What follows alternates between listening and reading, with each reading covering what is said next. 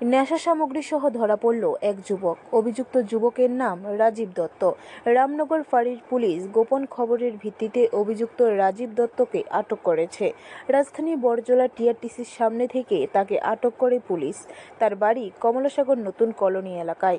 সদর মহকুমা পুলিশ আধিকারিক জানিয়েছেন, গোপন খবরের ভিত্তিতে সিভিল পোশাকে পুলিশ তাকে আটক করেছে। তার ব্যাগ থেকে উদ্ধার হয়েছে 100 গ্রাম ব্রাউন সুগার, যার বাজার মূল্য প্রায় 8 লক্ষাধিক টাকা। প্রায় 100 গ্রাম ব্রাউন সুগার আমরা উদ্ধার করতে সক্ষম হয়েছি। গোপন সূত্রে খবর ছিল যে এখানে একটা ড্রাগ হ্যান্ডওভার টেকিং ওভার হওয়ার চান্স আছে। সেই অনুযায়ী সেখানে পুলিশ সিভিল ড্রেসে এবং পোশাকে ছিল এবং সেই প্রোগ্রাম অনুযায়ী বড়জলা টিআরটিসি অফিসের সামনে ও যখন ড্রাগসগুলি নিয়ে আসে তখন তাকে ধরা হয়।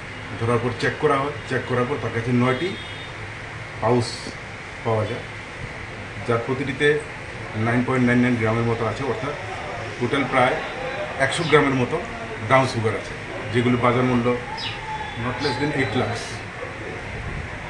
তাকে জিজ্ঞাসাবাদ করার পর তার নাম জানা যায় রাজীব দত্ত, তার বাবার নাম প্রদীপ দত্ত, বাড়ি নতুন কলোনি, কমলাসাগর।